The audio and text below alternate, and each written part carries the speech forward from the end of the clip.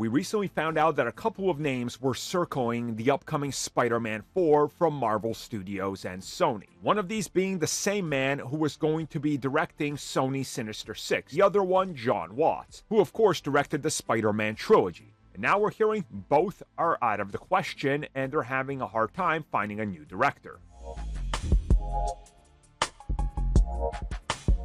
So whether or not Drew gets it, which has been rumored that he might be getting it, or whether it is Jon Watts that returns, but it sounds like it's probably not going to be, as he wanted to go do other stuff, and that's why he left the Fantastic Four project.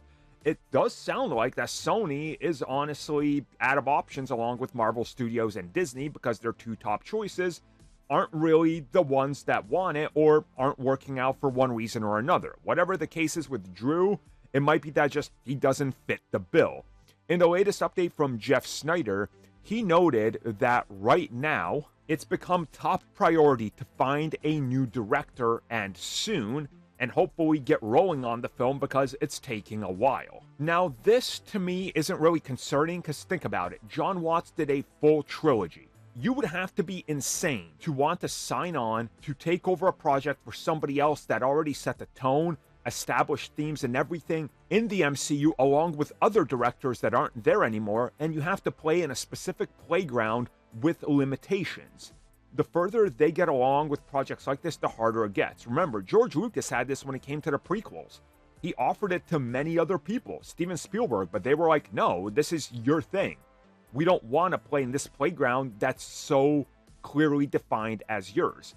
And many directors will turn down Spider-Man because of this exact problem. Remember when it came to The Amazing Spider-Man? We heard tons of directors were in talks, but many of them, most of them, turned it down. Mark Webb was the one that sort of got lucky when they offered it to him, and he was still, relatively young, and he said yes.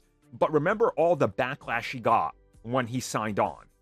I mean, it's crazy, and since those films failed, he hasn't really been seen doing high-profile things. It's a risk and a huge gamble to take on something like this, so I could see why a director might be very reluctant to join the franchise and why they need one fast, but they need somebody that's going to say, yes, I want to play in your playground, and very little of my own, style will carry into this, because Spider-Man is such a well-established thing already that it doesn't need to pivot, as it's had 3 successful films in the MCU. This isn't a Thor situation where you gotta reinvent it because it's up and down every entry.